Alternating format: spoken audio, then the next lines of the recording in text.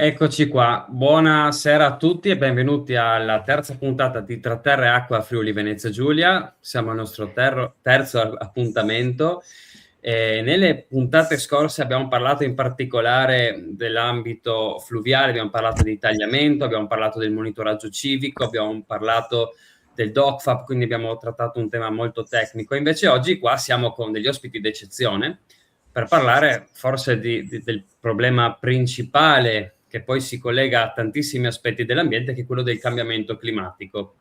Abbiamo qua con noi Filippo Giorgi, fisico del clima e premio Nobel, poi abbiamo Renato Colucci, glaciologo, e poi abbiamo anche Mario Di Gallo che è di Legambiente ed è anche una guida alpina. Quindi oggi faremo qualcosa di particolare, cioè cercheremo di stringere un po' la lente per passare dal contesto più globale assieme a Filippo.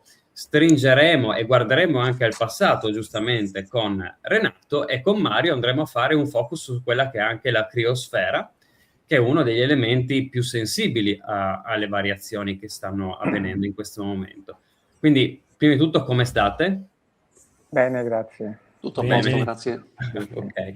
E volevo anche approfittare di questo piccolo momento, proprio una parentesi molto piccola, per esprimere la nostra vicinanza come Legambiente a quello che è successo una settimana fa forse a Renato Colucci, quindi piccola parentesi molto veloce per esprimere... Due, ecco, contiamo.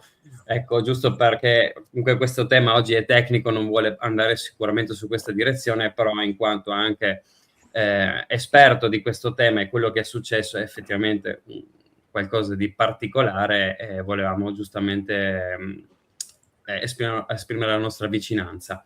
Grazie. Io partirei subito con Filippo Giorgi. Molti immagino che lo conoscano già, perché qua in regione è molto molto attivo, in particolare nella divulgazione. Forse lo vediamo più spesso nella zona costiera, no? Magari non... ecco.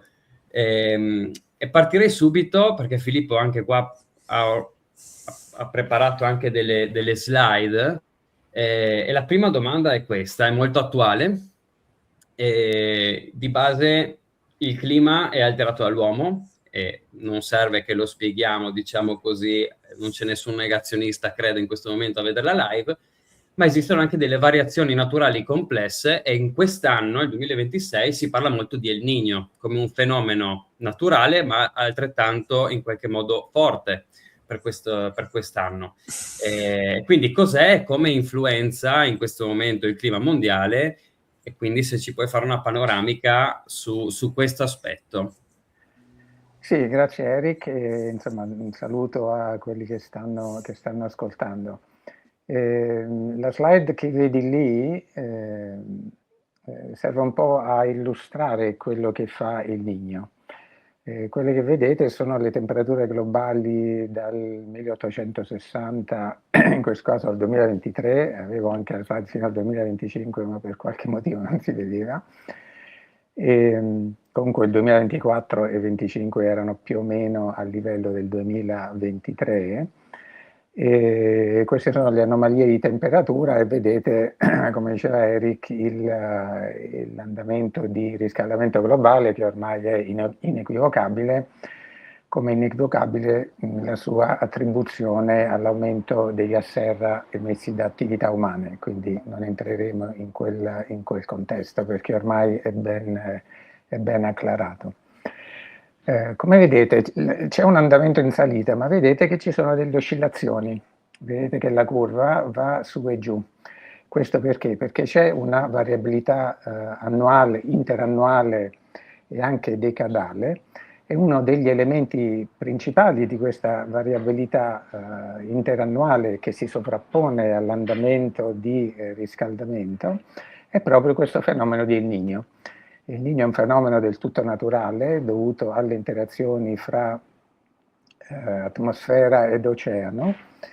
Durante la cosiddetta fase calda di El Niño, che si chiama appunto El Niño, gran parte del Pacifico equatoriale è relativamente caldo, e quindi visto che l'area del Pacifico è molto grande, questo influenza la temperatura globale. In genere durante i cosiddetti anni El Niño, questa curva, vedete queste spike verso l'alto. Per esempio, nel 2023 vedete con la temperatura molto alta, una delle ragioni è anche che nel 2023 appunto è partito nel Niño, che in genere ha il suo picco a dicembre e gennaio, è partito nel settembre del 23, ha avuto il suo picco dicembre 23, gennaio 24 e poi è riscesa. Anche nel 98 per esempio c'è stato un El Niño molto forte, non so se vedete la freccetta, ma vedete che anche in quel caso la curva va su. La sorellina, diciamo, buona di El Niño si chiama La Niña. Come detto, questa è un'oscillazione naturale, quindi la curva va su e giù.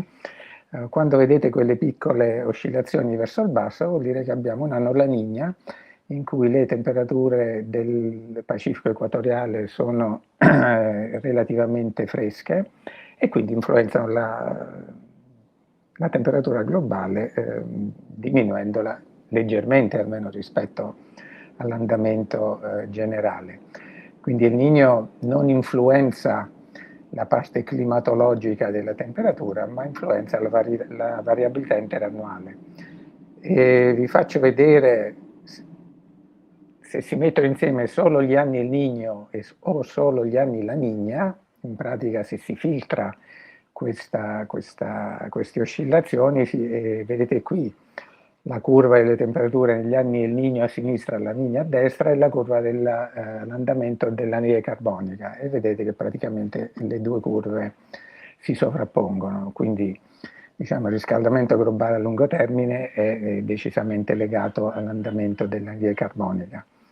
Adesso una cosa da specificare è che il fenomeno di El Niño o di La Niña influenza molti climi regionali, ha delle forti influenze, ma non il clima europeo. Spesso sento dire adesso viene il Niño, chissà che succede in Europa, eccetera. In realtà il Niño non ha un effetto diretto molto forte sul clima europeo, influenza per lo più i climi tropicali, soprattutto in Sud America, in Africa, nell'Asia orientale e così via. Quindi non è che ci si debba preoccupare dell'influenza di El Niño sul nostro clima specifico. Ci si deve preoccupare perché ovviamente vanno su tutte le temperature e quindi questo influenza un po' l'andamento delle temperature in tutto il globo. Volevo poi, visto che parliamo di riscaldamento globale, farvi vedere questa slide. Anche qui vedete, allora questa è una ricostruzione delle temperature negli ultimi 2000 anni di un grande progetto internazionale chiamato PAGES 2K. Questa è una figura da un articolo della rivista Nature, che è la rivista più importante nel nostro campo. Noi siamo alla fine anno 2000, vedete, e questa va indietro fino all'anno 0, quindi 2000 anni fa, l'anno dei Romani. Anche qui vedete queste piccole oscillazioni che sono del tutto naturali, e vedete come quello che sta succedendo nell'ultimo secolo sia assolutamente senza precedenti, almeno in questi 2000 anni. Vedete che la curva va praticamente fuori scala, quindi stiamo assistendo a qualcosa senza precedenti. E vedete che nel passato ci sono state queste piccole oscillazioni, ma non so, avrete sentito parlare di questi cicli di 400 anni, 500 anni, eccetera, ma vedete che in realtà questi cicli non ci sono. Non solo non ci sono questi cicli, ma a volte avete sentito che la temperatura ai tempi del Medioevo era più alta di adesso, non so, perché in Inghilterra si faceva il vino, altre cose. Vedete che questo non è vero, perché questi sono i dati scientifici più accreditati, e anche al tempo dei Romani la temperatura è più bassa. Possiamo andare ancora più indietro, io penso che ne parlerà anche il mio amico Renato Colucci, ma queste adesso sono le temperature, o meglio le anomalie di temperatura rispetto a un valore di riferimento negli ultimi 11.000 anni, l'ultimo periodo interglaciale che chiamiamo Olocene.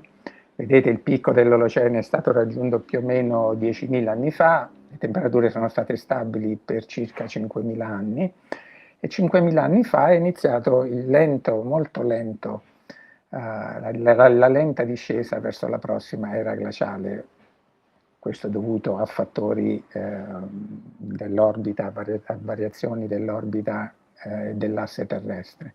E vedete quello che sta succedendo l'anno zero e il presente, anche in questo caso è una cosa senza precedenti. E anche in questo caso vedete che non si vedono particolari strane oscillazioni di 500, 400, 1000 o quel che sia anni. Semplicemente anche quella che chiamiamo piccola era glaciale non è un'oscillazione, ma è semplicemente un andamento verso la discesa delle temperature.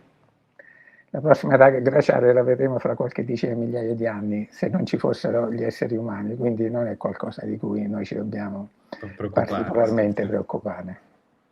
Ok. Mi sembra che per questa domanda sia sì, tutto. Sì, assolutamente esaustivo. È anche importante fare questa precisazione su El Niño, perché in quest'ultimo abbiamo fatto apposta, perché in quest'ultimo periodo se ne parlava molto ed era giusto in qualche modo darle una linea più concreta possibile. L'Europa non è influenzata così tanto da El Niño, ma ovviamente più le zone del Pacifico, però l'Europa viene anche chiamata hotspot. No? Quindi è un punto caldo in particolare per quello che è il riscaldamento globale. E quindi la seconda domanda è rivolta a questo. L'Europa in questo momento come hotspot climatico, come la possiamo, diciamo così, descrivere? Qual è la situazione?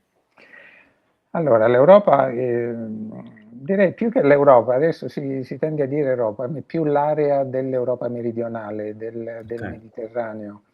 È una appunto di quelle che noi chiamiamo climate change hotspot o zona calda. Incidentalmente questo è un nome che ho inventato io nel 2006 in un articolo in cui ho identificato tutta una serie di hotspot in tutto il globo. Ecco, questa era un'altra slide relativa alla temperatura globale, solo per dire che in realtà tutto sta accelerando. Comunque, tornando all'Europa, questo è l'andamento delle variazioni di temperatura sul territorio italiano. Anche qui sono delle anomalie rispetto a un valore di riferimento che in genere gli anni 90, dal 60 al 90, e vedete che si va, non so se si riesce a vedere, ma insomma si va da circa meno 1 grado all'inizio del secolo scorso a più 1,5 gradi. Questo vuol dire che il territorio italiano si è riscaldato di 2,5 gradi. A livello globale il riscaldamento nello stesso periodo è stato di circa 1,20-1,25 gradi. Questo vuol dire che il territorio italiano si è riscaldato il doppio, a una velocità doppia della media globale. Qui chiaramente ci sono due ragioni. Una è che le misure sul territorio italiano sono misure sui continenti, sulla terra e non sugli oceani. Gli oceani si riscaldano più lentamente e quindi tendono a ridurre la velocità di riscaldamento.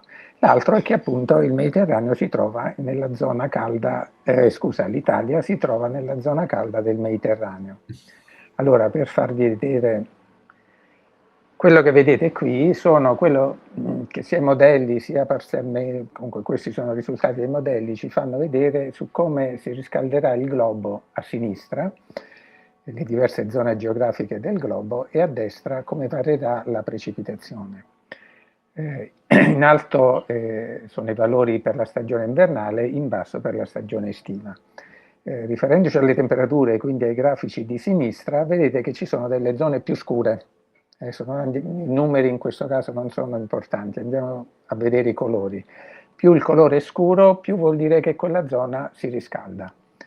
La zona calda per eccellenza, come tutti sanno, è l'Artico, a causa dello scioglimento, della fusione, scusate, dei ghiacci artici, di cui magari gli altri relatori parleranno più approfonditamente.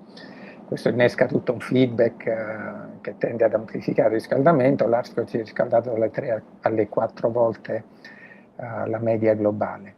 Ma vedete che un'altra importantissima hotspot è proprio il Mediterraneo, l'area del Mediterraneo e dell'Europa centro-meridionale, soprattutto nella stagione primaverile ed estiva. Vedete, il riscaldamento è molto più alto che in molte altre zone. Non è l'unica hotspot, ovviamente, c'è anche gli Stati Uniti, nell'Amazzonia e così via. Per capire la regione dobbiamo guardare i grafici a destra. I grafici a destra ci dicono come sta cambiando e come cambierà la precipitazione. Allora, le zone blu indicano aree in cui la precipitazione, almeno i modelli ci dicono, in alcune zone anche le osservazioni ci dicono che la precipitazione aumenterà. Le zone gialle e marroni ci dicono le aree dove la precipitazione tenderà a diminuire. E tende a diminuire, questa è una cosa che stiamo anche osservando. Vedete che nell'area del Mediterraneo c'è una forte diminuzione di precipitazioni, cioè un forte inaridimento, quindi diminuzione di precipitazioni, diminuzione di nuvolosità, questo causa l'amplificazione del riscaldamento che poi porta appunto a questa hotspot. Il motivo principale per cui vediamo alle alte latitudini blu, quindi aumento di precipitazioni, nelle zone tropicali giallo e quindi diminuzione delle precipitazioni, è che uno degli effetti del riscaldamento globale è quello di spostare la traiettoria delle perturbazioni verso i poli, quindi le zone ad alte latitudini e polari tendono a ricevere più precipitazioni, mentre le zone subtropicali, come appunto l'area del Mediterraneo, tendono a riceverne di meno. Questo dipolo più o meno di precipitazione ha una sua stagionalità, si muove verso nord durante l'estate, che segue un po' quella che noi chiamiamo l'Intertropical Convection Zone, ma questa è una cosa lunga da spiegare. Quindi d'estate questo inaridimento e questa hotspot riguarda un po' tutta l'Europa centrale e meridionale, d'inverno riguarda più che altro il Mediterraneo. Fammi vedere, questa è una forte influenza su quello che ci aspettiamo possa accadere anche in futuro, giusto per parlare un attimo anche della tua prossima domanda.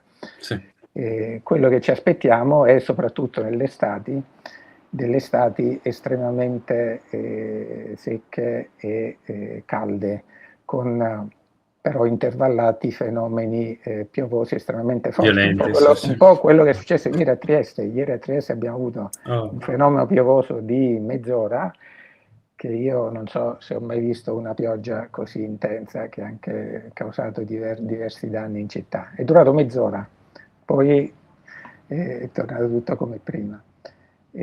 Ma se vi ricordate l'estate del 2003, magari qualcuno se la ricorda, fu un'estate incredibilmente calda, ci furono decine di migliaia di decessi a causa di problemi, a causa dello stress termico, i peggiori raccolti negli ultimi 30 anni, incendi come quelli che stiamo vedendo adesso in Francia e Spagna e così via. Quando ci fu questa estate, si disse che questa è un'estate 4 deviazioni standard dalla media del periodo storico. Significa una probabilità di 1 su diverse migliaia.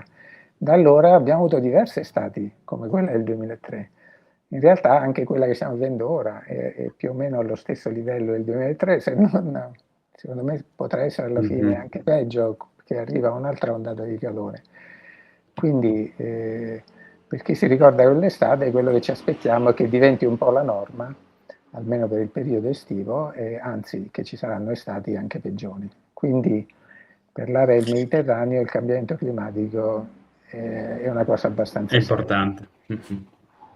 Sì, e l'ultima domanda era proprio questa alla fine, cioè molto velocemente quello che è un po' quello che ci aspettiamo in futuro, no? Sul territorio italiano, nei prossimi decenni, quali possono essere le proiezioni che si fanno?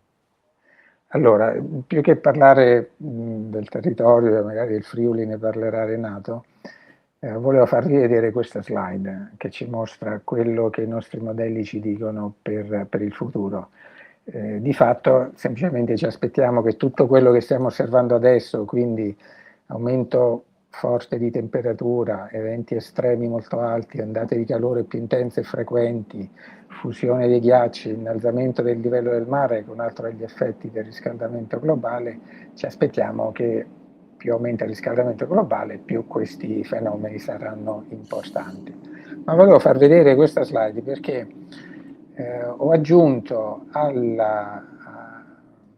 diciamo, al grafico che abbiamo già visto sulle temperature del passato, quello che i modelli ci dicono per il futuro, e in particolare due scenari.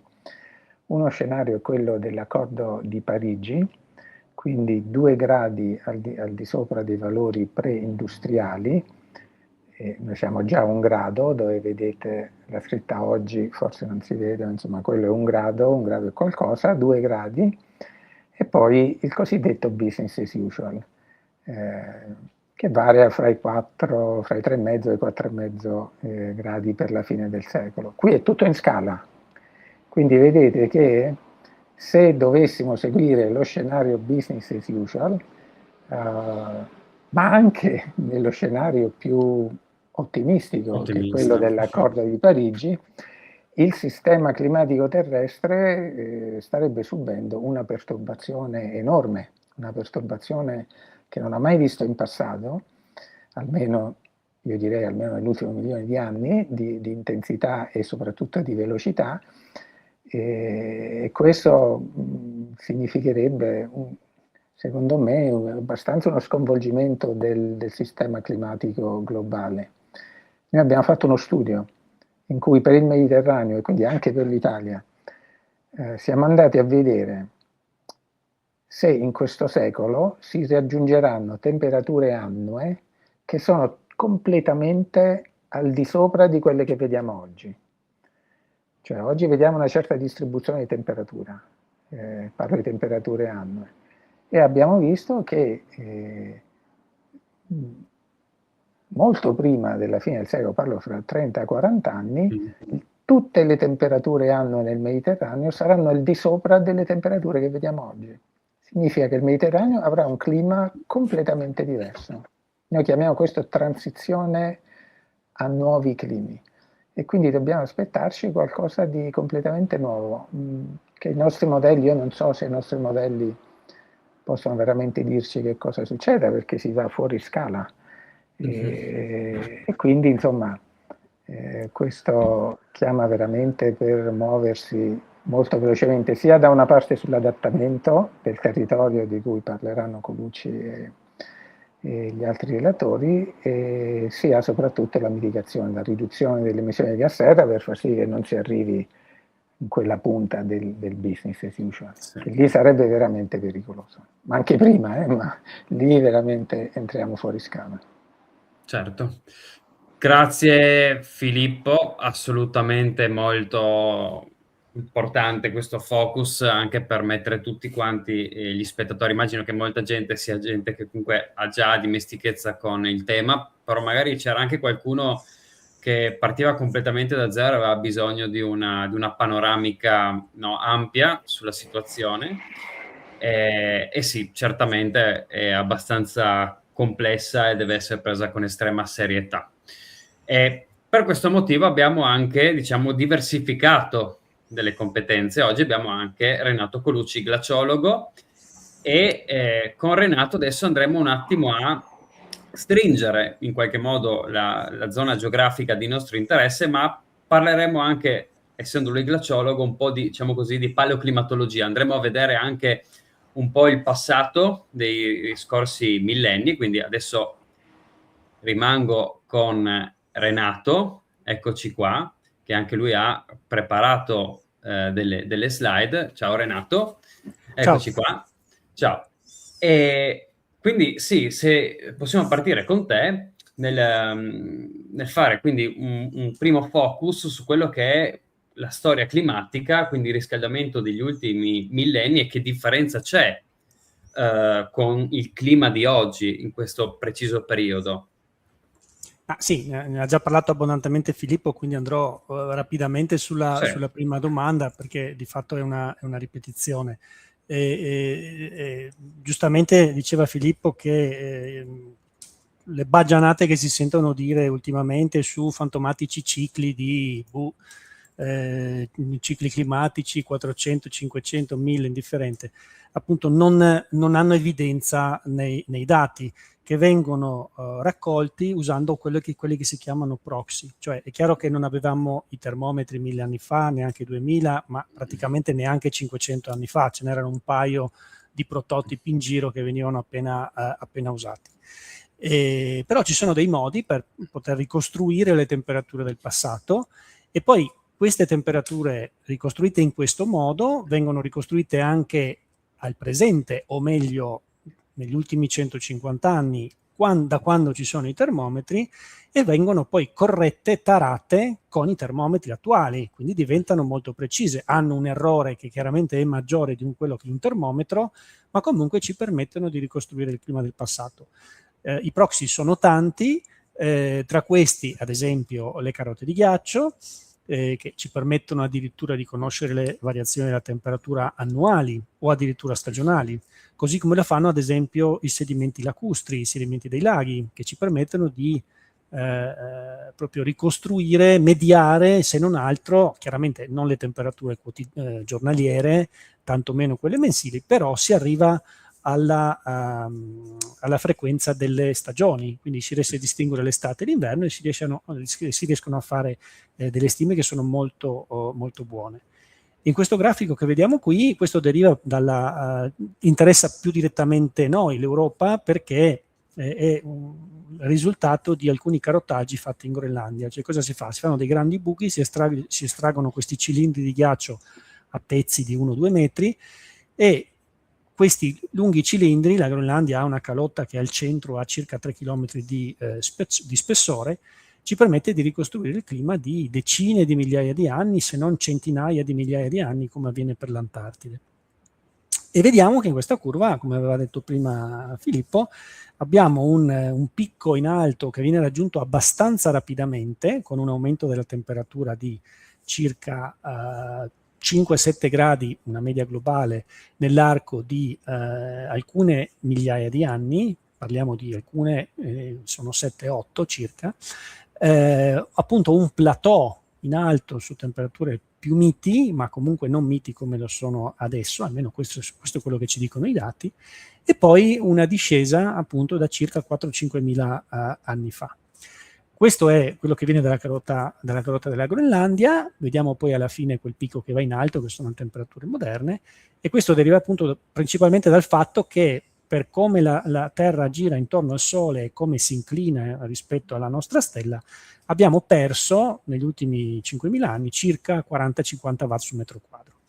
E quindi la temperatura nel lungo periodo è calata di circa 1/10 di grado ogni 1000 anni.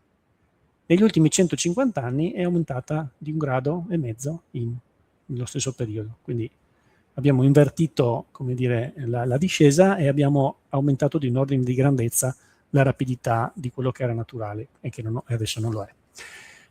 Se andiamo avanti, questo è un altro esempio di un proxy diverso. È un lago in Polonia, quindi molto vicino alla fine a dove ci troviamo noi, e vedete in quella mappina in alto a sinistra c'è l'Italia, c'è il Friuli Venezia Giulia, che quasi rientra nella zona di massima, come dire, di massima concretezza, diciamo, di questo dato. Cioè siamo quasi vicino alla zona dove questi dati significano veramente qualcosa di importante anche per noi, con una certezza superiore all'80%. Noi siamo tra il 60 e il 70%. E queste sono le temperature degli ultimi 10.800 anni, le temperature estive.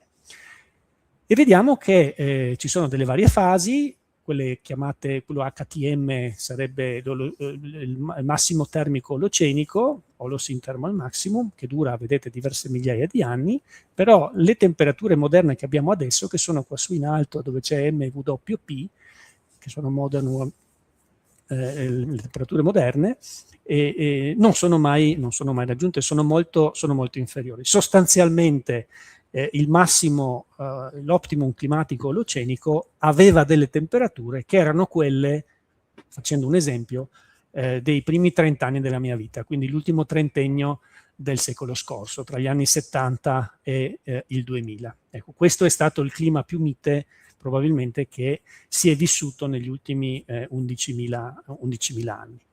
E adesso siamo chiaramente al di sopra. Abbiamo delle evidenze, diciamo, diverse da quelle che sono i termometri, proxy, eccetera, eccetera. Sì, abbiamo anche delle evidenze archeologiche. Una tra tutti, a livello alpino, visto che siamo qui vicino alle Alpi, è quella di Ötzi, l'uomo di Similaun, che viene ritrovato nel settembre del 1991 da un gruppo di escursionisti tedeschi. Viene rinvenuta la salma di questa persona. Inizialmente si pensa ad un alpinista del Novecento, cioè una cosa più recente, poi si scopre in realtà che questo uomo è molto più antico e si scopre che ha 5200 anni, o meglio che è morto 5200 anni fa, e lo sappiamo con precisione che rientra nei 30 anni di incertezza, perché è stato datato col carbonio 14, che è un metodo di misura molto preciso. Ma perché è importante Ötzi? Perché vediamo che in quella curva oceanica che rappresenta la variazione della temperatura globale, sostanzialmente Ötzi muore proprio prima del lungo trend al raffreddamento, cioè quel periodo che si chiama neoglaciale e che per cause naturali ha portato la Terra a raffreddarsi di circa 1/10 di grado ogni 1000 anni. Poi di colpo inizia il riscaldamento e nel settembre del 1991 Ötzi viene ritrovato. Quindi Ötzi, quando muore, poi colpito da una freccia, c'è un museo bellissimo a Bolzano che invito tutti ad andare a vedere se passano da quelle parti, le nevicate lo ricoprono dopo poco, e sostanzialmente il suo corpo non riappare, non affiora mai più, quasi più, nelle migliaia di anni successivi. Forse all'inizio, nei primi 2000 anni, un paio di volte riaffiora, perché sono stati trovati dei pollini risalenti a quel periodo lì, ma sicuramente negli ultimi oltre 3000 anni non riaffiora più, rimane sempre dentro al ghiaccio, e per questo motivo arriva ai giorni nostri preservato in maniera così eccezionale, fino appunto al settembre del 1991, che è più o meno qui dove ho messo quel secondo asterisco, e che ci fa vedere appunto come le temperature sono le più alte da almeno di tutto l'Olocene, ma sicuramente più alte di quando Ötzi è morto lassù. Ottimo. Allora, soprattutto grazie, e posso anche dire che si vede che studiare paleoclimatologia non è come studiare storia, ma è effettivamente un'altra materia con una base scientifica molto diversa. E adesso siamo finiti alla fine sul nostro arco alpino, ci stiamo avvicinando un po' piano piano al nostro territorio Friuli Venezia Giulia, e volevo chiederti quindi sul nostro territorio quali sono ad oggi quelle che sono le variazioni, diciamo così, già solide, quindi magari la temperatura, la variazione della precipitazione attuali sul territorio del nord-est o comunque del Friuli Venezia Giulia. Allora, intanto voglio fare una premessa, perché purtroppo negli ultimi, con l'avvento di internet, con l'avvento del digitale, con l'avvento di tante cose, abbiamo chiaramente tanti strumenti in più, ma spesso sono troppi e usati male. E questo troppo e usato male ha creato dei danni, cioè siamo andati veramente molto indietro dal punto di vista della meteorologia, ad esempio, ma soprattutto del trasferimento delle conoscenze di meteorologia e clima alle grandi masse. Spesso si sente dire quando c'era il generale Bernacca le previsioni del tempo erano migliori e ci azzeccavano di più. Chiaramente non è vero, perché abbiamo fatto passi da gigante. Sicuramente il generale Bernacca, piuttosto che Caroselli, piuttosto che Baroni, erano dal punto di vista della comunicazione e della conoscenza della meteorologia delle punte di diamante, e avevano a che fare con degli strumenti molto limitati rispetto a quelli che ci sono adesso. Purtroppo la meteorologia è andata in mano a cani e porci. Io, scusate, ogni tanto uso dei termini un po' più coloriti perché ritengo che forse restano un po' più in testa, e perché comincio anche a essere un po' stufo e un po' arrabbiato rispetto alla divulgazione in generale, insomma, e quindi ogni tanto mi perdo un po' la pazienza. Ma sostanzialmente partiamo dalle basi. Una volta c'è l'impressione che una volta ci facessero le cose meglio e adesso si fanno peggio. In realtà è la comunicazione, il trasferimento delle notizie che ha perso di credibilità. Cioè c'è quel passaggio in mezzo tra chi fa le cose e chi le comunica che purtroppo è andata male. Cioè negli ultimi 15 anni è andato tutto molto male. Allora, la temperatura, non è facile misurare la temperatura. La temperatura è una cosa seria, misurare la temperatura è una cosa seria. Ci sono i satelliti che misurano determinate cose, ma se io devo misurare la temperatura in una stazione meteo, devo stare attento a tutta una serie di cose. Ad esempio, qui vedete queste che sono delle capannine meteorologiche che devono schermare la radiazione solare, permettere all'aria di circolare liberamente, non devono essere troppo piccole, non devono essere troppo grandi, devono seguire tutta una serie di cose, devono essere dipinte di bianco perché devono avere un alto albedo per riflettere la radiazione solare, eccetera, eccetera. Invece la comunicazione negli ultimi anni va avanti così. Termometri delle farmacie che segnano 42 gradi, quindi sembra che i 42 gradi siano una cosa normale d'estate nelle nostre città e nelle nostre zone.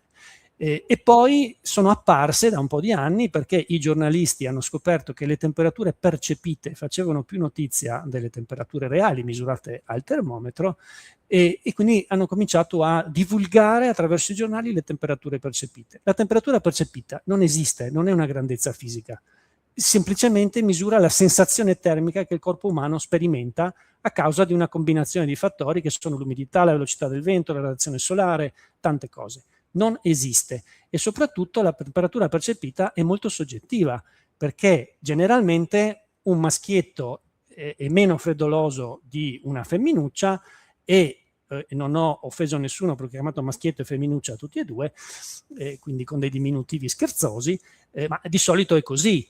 E di conseguenza, come io sento 30 gradi all'ombra, le persone che stanno attorno a me le sentono in maniera diversa. Quindi la temperatura percepita non esiste. Vanno comunicate le temperature che vengono lette al termometro e poi eventualmente va detto, però è molto umido e quindi il caldo si sente di più, però è molto secco, quindi il caldo si sente di meno. All'interno di queste cose quindi parliamo dei dati reali, cioè quelli misurati dal termometro e non percepiti. E le apro rapidamente visto che non abbiamo tanto tempo.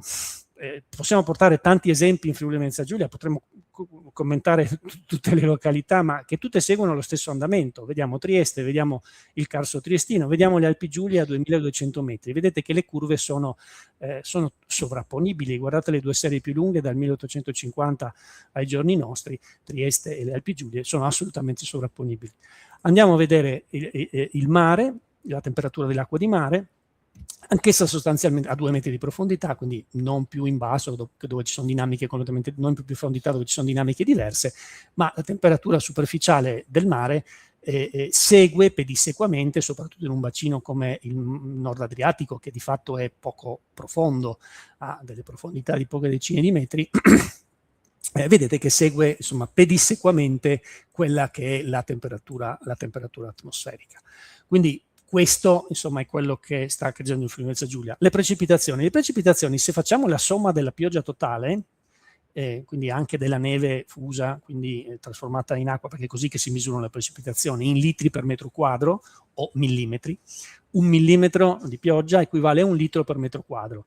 Ieri a Trieste ne sono caduti 20 sulle rive, il Carso centrale dove è caduta più pioggia ne sono caduti 50 millimetri in una mezz'oretta, poco più, quindi sono 50 litri d'acqua per ogni metro quadro caduti nell'arco di 30 minuti. Ci sono stati casi in cui ci sono state piogge molto più intense di quelle di ieri sera, non è stato un evento particolarmente intenso, cioè è stato intenso ma non particolarmente significativo. Ci sono tanti esempi in passato di piogge molto più intense e distruttive. Poi ieri è venuto giù il muro in via Giulia perché probabilmente prima o dopo doveva venire giù, quindi è stato anche un po' un caso probabilmente.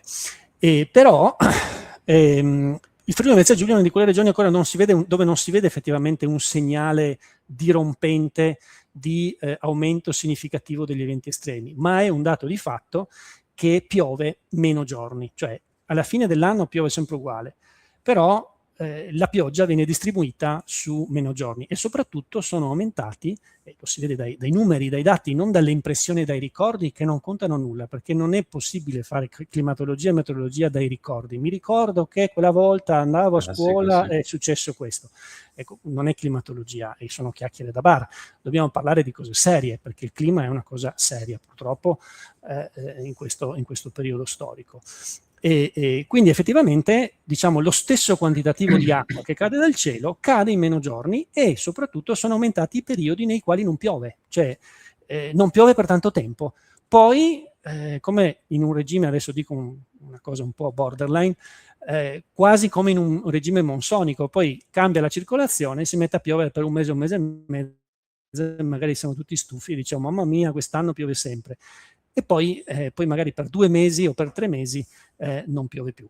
Chiaro, ce ne accorgiamo di più d'estate perché si secca tutto, ma ci sono stati negli ultimi anni dei lunghi periodi di siccità nel corso dell'inverno, nel corso della primavera e nel corso dell'autunno, che passano un po' in secondo piano perché le foglie cadono dagli alberi, perché siamo in inverno, perché siamo in altri momenti, ma sono particolarmente significativi e oserei dire più anomali addirittura delle siccità che avvengono d'estate.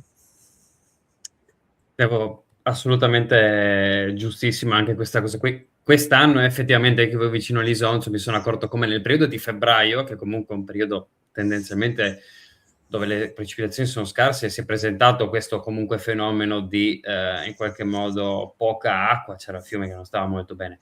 E devo dire anche, per fare un'altra parentesi dopo la prossima ultima domanda che faccio a Renato, credo che sia importante, faremo magari una diretta anche ragionata su questo, presidiare il tema del diciamo negazionismo o comunque della disinformazione sull'aspetto ambientale, perché come dicevi è una cosa seria e molte volte non ci si informa e si utilizza sensazioni, memoria, il passato, quando ero bambino, quello che mi ha detto un'altra persona, e questo qua non permette di creare nessuna argomentazione, nessun ragionamento, e questo qua si vede su tutti i fronti, non soltanto sull'ambito del cambiamento climatico, ma anche come frittagliamento, che tante volte noi cerchiamo di parlare di gestione dei fiumi in maniera più moderna, più vicina alla natura, con anche l'intenzione in qualche modo di andare verso le persone, parlare di sicurezza idraulica, eccetera.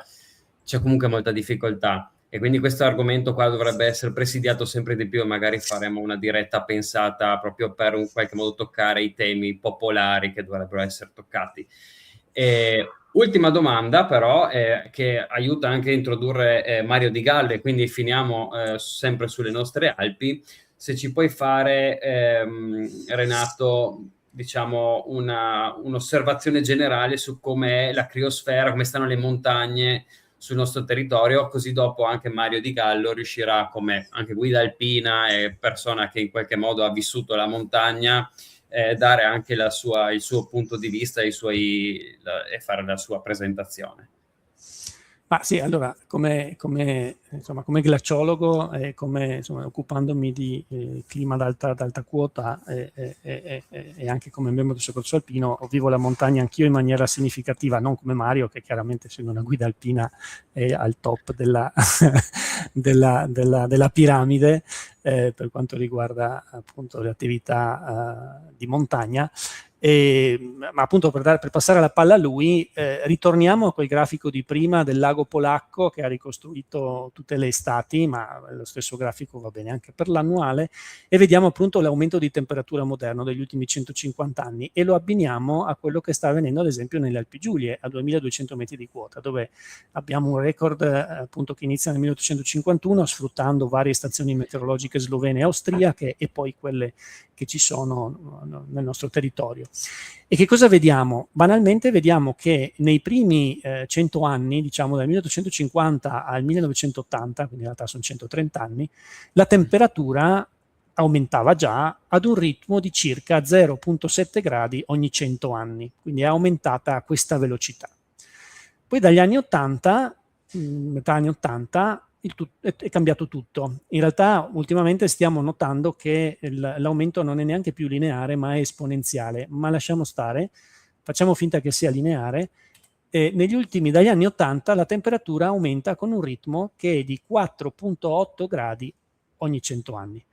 Quindi è cambiato proprio anche qua di nuovo l'ordine di grandezza, cioè siamo 6-7 volte, cioè la temperatura sta aumentando 6-7 volte più rapidamente dagli anni 80 di quanto non abbia fatto dalla metà dell'Ottocento fino agli anni 80.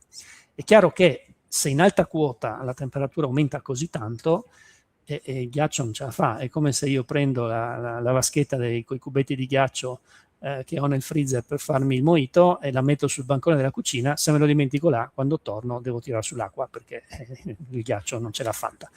E quindi, qui appunto adesso passo la palla a Mario. È chiaro che ghiacciai e permafrost sono in regresso, o meglio, i primi sono in regresso, l'altro degrada. Fare un esempio dalle ricostruzioni che abbiamo, per esempio il ghiacciaio di Canina ha perso ormai non c'è quasi più niente, ci sono dei relitti glaciali, ma insomma abbiamo perso spessori di 90 metri di ghiaccio che se ne sono andati in 100 anni, ma la maggior parte dagli anni 80 sostanzialmente, quindi il 70-80% del ghiaccio del Canin se n'è andato negli ultimi dagli anni 80. Poi in realtà questi piccoli corpi glaciali residui si sono stabilizzati nelle nostre parti perché si sono, diciamo così, arroccati al di sotto delle pareti, sono alimentati dalle valanghe e così. Ma questo è andato avanti, è andata bene sta cosa qui fino al 2021. Dal 2021 poi ormai la curva delle temperature sta salendo talmente tanto e ci sono state una serie di estati, tutte sostanzialmente, dal 2022, 23, 24, 25 e questa, che sono assolutamente fuori scala, paragonabili a quella del 2003, soprattutto quella del 2022. Quest'anno, contrariamente a quanto ha detto Filippo, secondo me non andremo oltre al 2003 perché siamo decisamente sotto ancora. Vediamo però questa ondata di calore che inizia oggi sostanzialmente da questo pomeriggio. Questa mattina c'era ancora il residuo del fresco, che poi non era fresco, erano temperature normali di una volta, Estive, delle estati delle nostre latitudini, che vengono percepite adesso come fresche. Oddio, devo mettermi la maglia alle 10 di sera perché fa freddo, non è possibile, fa troppo freddo. E questa era la normalità una volta. Sì. Ok, certamente sì. Allora, grazie ovviamente a Renato. Adesso ritorniamo un attimo tutti e quattro perché adesso la palla passerà a Mario, che anche lui ha preparato delle slide proprio sul tema della criosfera e quindi adesso lasciamo a Mario la... No, questa è quella? Eccola qua. Eccoci. Ci sono, sì. Bene, grazie per la parola e un saluto a tutti quanti quelli che ci stanno seguendo. Ecco, hai detto bene Eric, vivere la montagna, no? Non solo non solo ma la montagna e tutti i suoi aspetti, va bene. Allora, io porterò delle testimonianze che sono personali, quindi puntuali nel tempo e nello spazio, integrate da qualche altra informazione un po' più interessante, spero. Allora, vediamo quali sono gli effetti del riscaldamento climatico sulla criosfera alpina. Per criosfera si intende tutta la parte del globo nella quale l'acqua si trova allo stato solido. Noi ci occuperemo ovviamente solo della parte alpina. Ecco, un limite alpino della criosfera può essere dato dal limite delle nevi perenni cosiddetto, che dai 2900 metri negli anni 90 è salito attualmente a 3200-3300 metri. È una linea che ovviamente è discontinua in quanto le variazioni si presentano in maniera diversa trattandosi di versanti al sole oppure all'ombra. E le conseguenze sono importanti sugli ecosistemi. Pensiamo solo alle specie cosiddette microterme, cioè quelle che necessitano di periodi freddi per sopravvivere, si stanno alzando sempre più, ma a un certo punto non avranno più spazio per alzarsi e quindi si estingueranno. Ma le conseguenze si stanno ripercuotendo anche sugli insediamenti in alta quota. Un effetto a cascata di questo innalzamento dei limiti è noto a tutti, la fusione dei ghiacciai alpini, in quanto si ritirano, si portano sempre più a quote elevate, si riducono in altezza, in spessore e in volume e si frazionano. Infatti stiamo contando un numero più elevato di ghiacciai alpini rispetto a 100 anni fa. Quindi in un secolo si è visto che il 50-60% della superficie è sparito dai ghiacciai. E questo dato anche importante, tra il 22 e il 23 abbiamo avuto addirittura un 10% in meno. Vediamo cosa ci aspetterà in questi ultimi triennio che appunto è stato troppo caldo. E le conseguenze sono riduzione delle riserve idriche, in pratica dell'acqua di cui disponiamo, e dell'acqua che arriva anche ai nostri rubinetti, se per quello, oltre ad essere utilizzata per le irrigazioni. Ma poi c'è l'alterazione dei microclimi, poi c'è la modifica paesaggistica, per non parlare delle alterazioni delle vie alpinistiche, no? Il permafrost, ecco, un terreno che si mantiene a 0 gradi centigradi per almeno 2 anni e il permafrost si degrada con l'innalzamento della temperatura. I rock glacier, che sono dei mix di detriti e di ghiaccio, si scongelano. Questo in zona alpina produce frane anche grandi, cedimenti infrastrutturali, tipo impianti da sci, strade, ma anche strutture come rifugi per esempio, e anche in questo caso riduzione delle riserve idriche. E infine vedremo il limite della neve stagionale al suolo, la cosiddetta LAN, che si alza di quota. Questo produce una compressione delle zone e dei periodi dedicati allo sci, oltre a ridurre anche le riserve idriche stagionali. Anche questo innalzamento riduce ulteriormente l'alimentazione dei ghiacciai. Ecco, vediamo subito il ghiacciaio del Canin, già citato da Renato, che è il suo pupillo di studio, diciamo così, no? Il suo ghiacciaio. Il suo ghiacciaio. La quota del Canin è quella lì, 2587 metri, e lo vedete il ghiacciaio fotografato nel 1893, foto dalla quale si può apprezzare la sua estensione. Mentre nella foto in basso, ripresa intorno ai 2300 metri il 3 settembre 2024 in occasione di carovana dei ghiacciai di Legambiente, è quello che vediamo residua, e cioè un cosiddetto glacio nevato, lo si vede parzialmente sulla sinistra. Qui, da quanto ne so, la perdita di massa nell'ultimo secolo è stata del 96%. Ed è interessante questo ghiacciaio, il prossimo che vedremo, perché queste sono sentinelle, queste sono le avanguardie di quello che potrà succedere da qui a qualche decennio a tutti i ghiacciai delle Alpi. Ecco, vediamo questa eccezione, il ghiacciaio occidentale del Montasio, che è l'ultimo superstite delle Alpi Giulie, non ce n'è altri in giro. Con 7 ettari di superficie, si trova a 1900 metri sotto le pareti nord del Montasio, e la sua fortuna è che è alimentato dalle grandi valanghe che scendono dalle pareti ed è protetto dalla radiazione solare da alte quinte rocciose. Ecco, il suo bilancio di massa, che è il rapporto tra accumulo e ablazione, magari lo spiegherà meglio dopo Renato, in questi ultimi anni è in pareggio o qualche anno registra addirittura qualche dato positivo, ed è un caso unico sulle Alpi.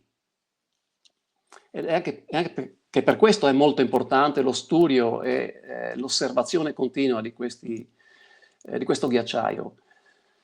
E qui facciamo un salto geografico, andiamo nel Canton Grigioni in Svizzera, Alpi Retiche, Pizzo Cengalo, 3369 metri, e la catena di confine tra Italia e Svizzera. Ecco, mostro questa foto perché l'ho ripresa il 5 agosto del 2017 dalla parete di fronte, quindi dalla parete ovest del Pizzo Badile.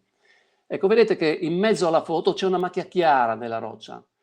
È una conseguenza delle frane avvenute dal 2003 in poi, quindi il 2003 un anno ricorrente per la siccità, con un grosso incentivo franoso nel 2011.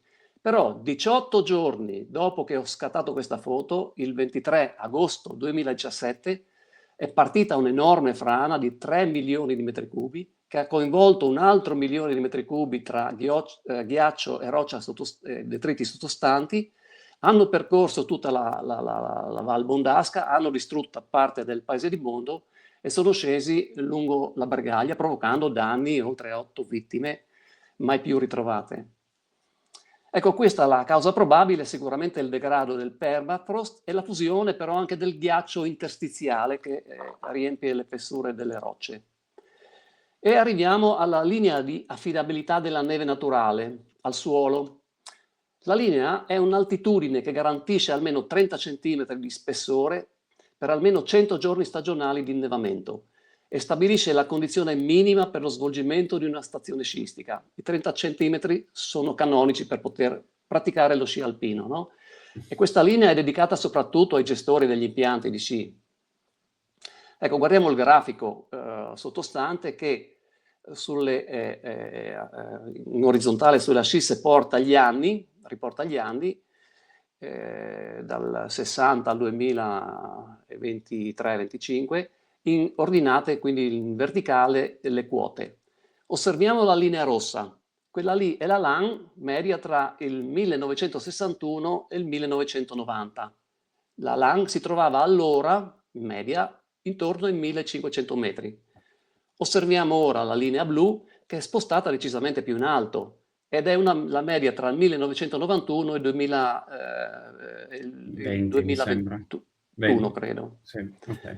Ecco, si è alzata e si è posizionata a metà strada tra i 1500 e i 2000 metri, ma in pratica io l'ho rappresentata così, mostrandovi questa immagine di Sella Nevea con il versante sud soprastante che culmina con il monte Fournon a 2254 metri. Ecco, qui manca la linea perché non è, ma non so se, insomma, la freccetta rossa indica la quota di 1750 metri, mentre i 1520 erano leggermente più in basso, ma qui purtroppo è sparita dall'immagine, la linea tratteggiata, non importa. Allora, questo studio ci dice che dal 2021 in poi, per ogni grado di temperatura media in più, avremo un innalzamento della LAN di 200 metri, il che significa che avremo sempre meno spazio a disposizione per poter potenziare gli impianti di sci o per far lavorare quelli già esistenti al di sotto di quella linea.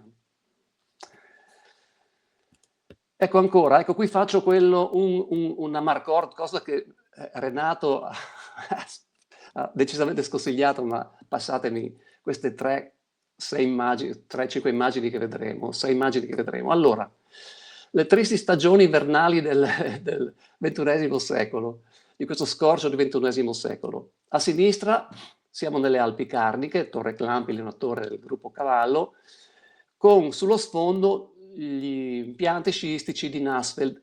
La foto è ripresa, sia quella in alto che quella in basso, il 27 dicembre 2015, quindi in piena stagione, come dire, in piene ferie natalizie, vedete le persone sotto che comunque frequentano comunque queste zone, no?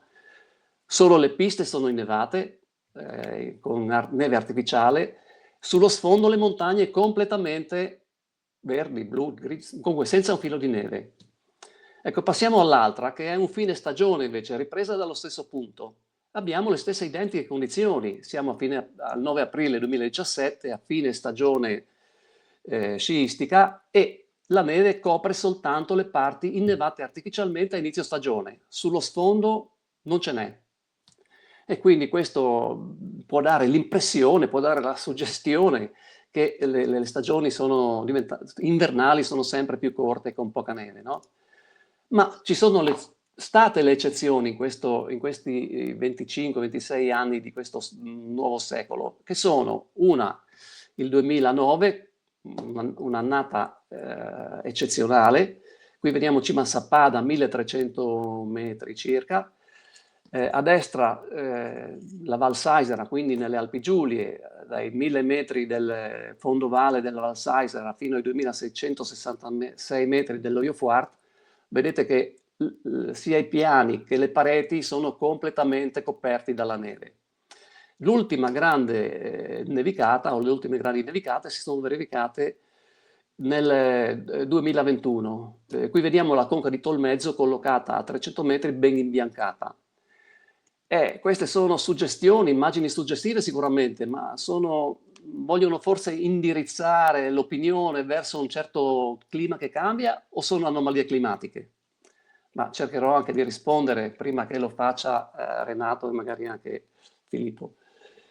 Con queste osservazioni sul trend della neve al suolo nelle Alpi dal 1971 al 2019. È uno studio di Eura Research pubblicato nel 2021 che analizza oltre 2000 stazioni di rilevamento meteorologico sparse su tutto l'arco alpino, dalla Francia alla Slovenia, Italia compresa. Le risposte sono queste. Riduzione dello spessore della neve al suolo, HS. Quanto? L'85% delle località alpine mostra tendenze complessive di riduzione nell'ultimo mezzo secolo, più evidenti in primavera, più evidenti sotto i 2000 metri al sud delle Alpi rispetto al nord. Riduzione della durata della neve al suolo. Sul versante sudalpino il periodo dell'innevamento è diminuito in media di 24 giorni sotto i 1000 metri e di 34 giorni tra i 1000 e i 2000 metri, ovvero oltre un mese all'anno di suolo innevato in meno. Quindi la neve tarda ad accumularsi in autunno e fonde più rapidamente in primavera, a svantaggio di ecosistemi, come abbiamo visto, di regimi idrologici, appena accennato, ed economia legata agli sport invernali, ovviamente. La causa, l'abbiamo detto più volte, ma è bene ripeterlo, repetita iuvant, l'aumento delle temperature medie dell'aria. In effetti non c'è una diminuzione significativa delle precipitazioni complessive. Comunque questo aumento della temperatura produce la trasformazione della neve in pioggia a quote sempre più alte e accelera la fusione del manto nevoso al suolo. Ok, facciamo rientrare tutti. Eccoci qua. Grazie anche Mario per la tua esposizione. Mi sembra di capire. Allora, ci sono tante domande in questo momento nei commenti, sono anche molto articolate, non credo che riusciremo a rispondere, anche perché volevamo fare più o meno un'ora di intervento. Quindi, diciamo, andrei verso la conclusione facendo una domanda io, diciamo che resti sul tema un po', ecco, gli impianti sciistici di conseguenza sono in forte difficoltà. Secondo voi, senza fare politica, però un parere anche in qualche modo tecnico, dato che vivete la montagna, studiate la montagna, nei prossimi anni il settore sciistico deve rivedere in qualche modo le sue dinamiche, oppure in qualche modo c'è ancora margine per mantenere una stagione sciistica così come magari era negli anni passati?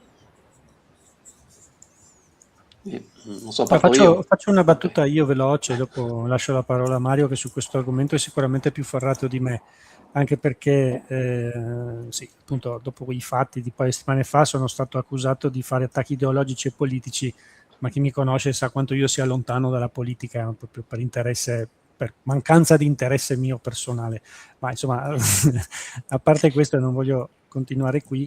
Il problema qual è? Che quello che ha appena citato Mario nelle nevicate eccezionali del 2009 e del 2014 fanno già parte di un clima che non c'è più, non ce l'abbiamo più quel clima, non c'è più. Nel 2009 quelle nevicate lì anche a bassa quota sostanzialmente ha una probabilità di verificarsi ormai da noi che è, non dico zero perché zero non è mai, ma è molto bassa.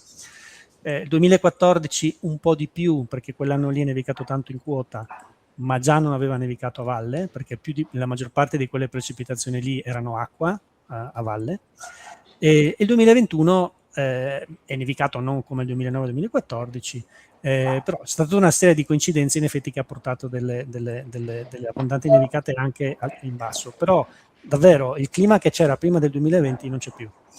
E come non ci sarà più nel 2030 il clima che abbiamo adesso noi, perché tutto sta cambiando ad una tale rapidità che quasi non serve neanche più fare le medie, non so come dire. Non riusciamo neanche a afferrare il momento, no, la situazione esatto. Cioè, il trentennio di riferimento della World Meteorological Organization era fatto su un clima più o meno che insomma variava poco o piano o lentamente.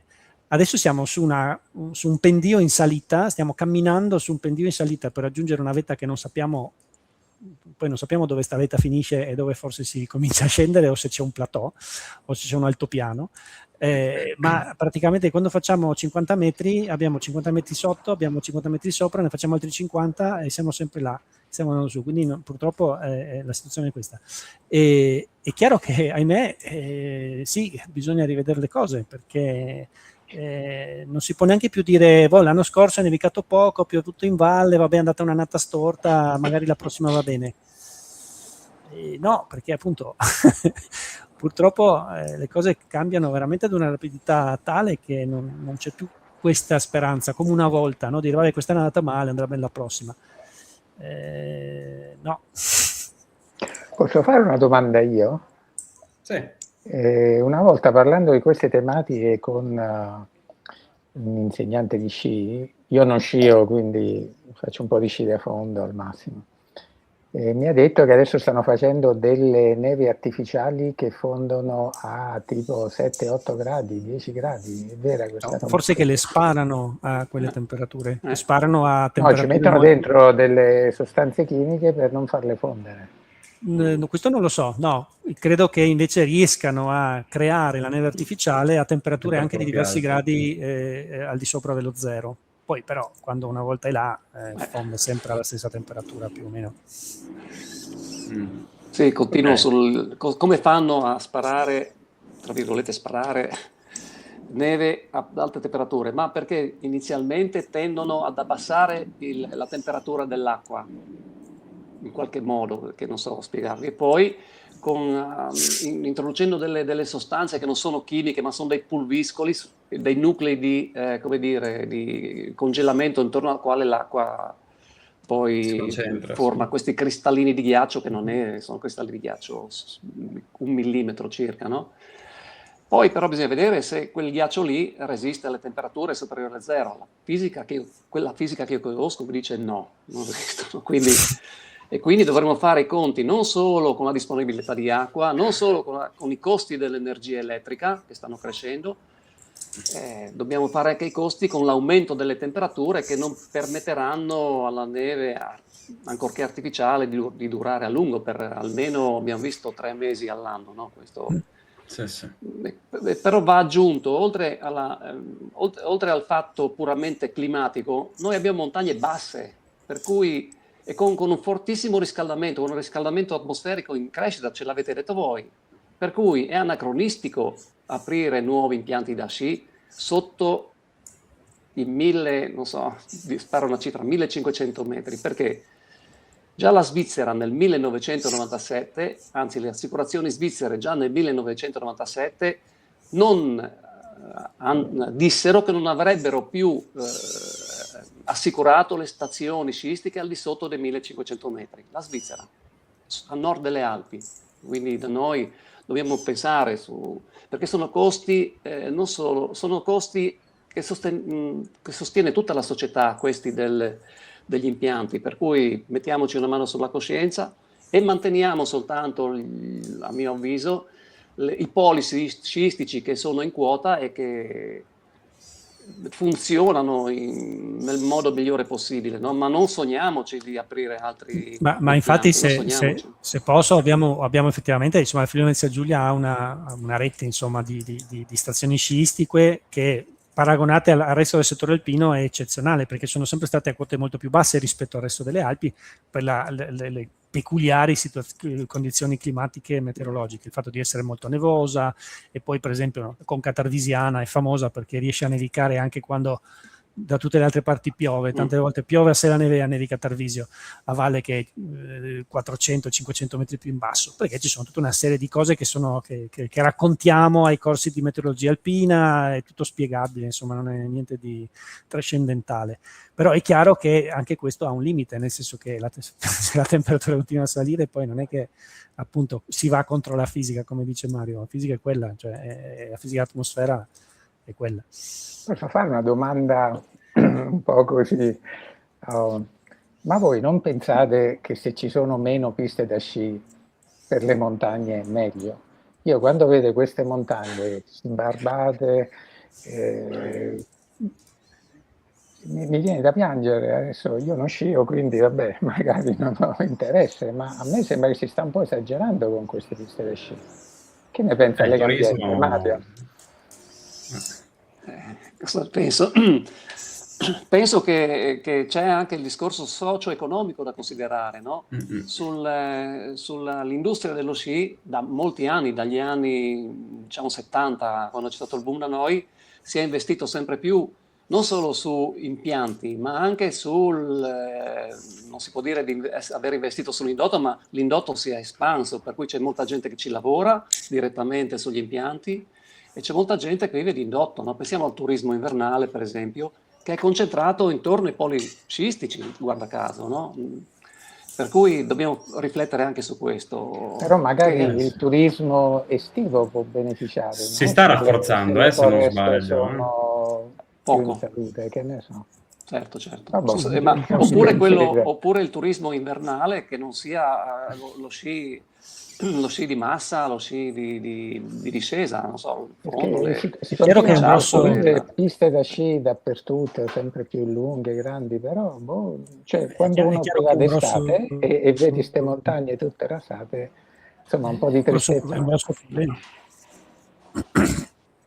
Ok, penso che possiamo andare a conclusione, siamo arrivati al termine. Devo ringraziarvi tutti, comunque è stato bello sia tutte le parti di presentazione iniziale di ognuno di voi, poi adesso anche questo scambio su un tema secondo me tra i più, diciamo, attuali, nel senso mi sembra di capire che non si è realizzato che questo problema è di adesso e non è un problema, no, del futuro, è una cosa da guardare oggi nel cambiamento climatico, non tra 10 anni. È molto interessante che magari si vede questo anche, questa non capacità, diciamo così, a largo spettro di non aver realizzato che il clima di oggi non è quello di ieri, eccetera. Se posso fare un appunto velocissimo su quello che ha detto Renato, io conosco una persona che è andata a vivere in Germania, all'età di mio padre, quindi 60 anni, più o meno, verso quell'età lì, e lui ha detto attualmente in Germania c'è il clima che c'era in Italia quando io ero giovane, che viveva qua in Friuli Venezia Giulia, quando avevo 30 anni. Cioè, più o meno la sensazione, se possiamo andare a memoria su un tempo, è più o meno quella, cioè di una persona che si è spostata e si è portata dietro più o meno Certo. quella condizione. Analogamente si può dire, ad esempio, perché io insomma abito in questa zona di Trieste, il clima che c'è adesso sul Carso, quindi a una quota di 300-400 metri, è il clima che c'era una volta a Trieste a livello del mare. Quindi queste sì, o si va su di latitudine o si va su di quota. Sì. Quindi quello è. Quindi vi ringrazio veramente per questa diretta, sicuramente ne faremo altre, probabilmente possiamo toccare nuovamente questi temi in maniera molto diversa. Con Trattere Acqua Friuli Venezia Giulia vogliamo parlare principalmente di acqua, no? Nel senso che è l'elemento forse più importante in questo momento da considerare. Se guardiamo molti fiumi, ma è importantissimo guardare tutto l'aspetto che lo circonda e trattare anche temi trasversali ma collegati con questo. Posso solo rispondere, perché ho visto le domande, appunto certe sono molto articolate, ma ce n'è una che secondo me è fondamentale, che dice: che cosa proponete a noi tre per un recupero climatico? Secondo me quella è la domanda fondamentale, nel senso che gli strumenti, le soluzioni, chiamiamole come vogliamo, sono decenni e da decenni che vengono fornite, ma sono state inizialmente inascoltate per vari motivi, poi alla fine non sono state messe in atto anche per interessi globali, geopolitici, eccetera. Ma le soluzioni, allora, c'è un esempio con i ghiacciai, no? Mettiamo i teli e copriamo il ghiacciaio col telo e preserviamo il ghiacciaio. È un'idiozia chiaramente colossale, serve solo per mantenere qualche anno in più un'attività economica, cioè magari non far distruggere l'impianto e preservare un po' di ghiaccio. Ma i problemi vanno presi alla base, cioè vanno risolti alla base. È come se ho male da qualche parte e mi prendo il Brufen per far passare il male, non risolvo il problema, faccio solo passare il male temporaneamente, devo andare a capire cos'ho e risolvere il male, se posso. Il male in questo momento sono le emissioni di gas serra, quindi è là che bisogna agire, bisogna produrre tutta l'energia che non si dice di andare indietro e di tornare al tempo delle caverne, nessuno l'ha mai detto, queste sono solo strumentalizzazioni che sono state portate avanti per scopi sì ideologici e politici ed economici. Dobbiamo trovare il modo di procurare la stessa energia che usiamo per fare tutto quello che facciamo, compresa questa chiacchierata, in modi diversi da come l'abbiamo fatto negli ultimi secoli. Quello è il clou, quindi dobbiamo impegnarci tutti per arrivare lì, solo che questo è molto difficile. Esatto. Bene, abbiamo concluso. Ora ringraziamento effettivamente a tutti quanti voi per la disponibilità. Vedremo anche magari se avete piacere di ritoccare temi, anche perché comunque ad esempio Renato è glaciologo, ha toccato meno questo aspetto, possiamo fare anche degli approfondimenti anche sempre con Filippo, con Mario e diciamo creare altre situazioni simili a queste che sicuramente sono molto interessanti. Quindi vi ringrazio, saluto tutto il pubblico, chiunque ci ha in qualche modo seguito. Vi dico subito che ad agosto non faremo altre puntate di Trattere Acqua Friuli Venezia Giulia, ma ne faremo qualcuna sicuramente a settembre. e potete trovare tutte le puntate su YouTube, sulla pagina di Lega Ambiente Friuli Venezia Giulia. Andiamo a caricarle tutte, quindi rimangono nel tempo. Su YouTube potete andare a rivederle, anche su Facebook per un periodo più o meno di un mese rimangono. Quindi grazie a tutti e buona cena e ci vediamo alla prossima. Grazie. Ciao, grazie. Ciao a tutti. Grazie Eric, grazie. Ciao, grazie a voi. Grazie Eric. Ciao Renato, ciao Mario. Ciao, ciao, ciao.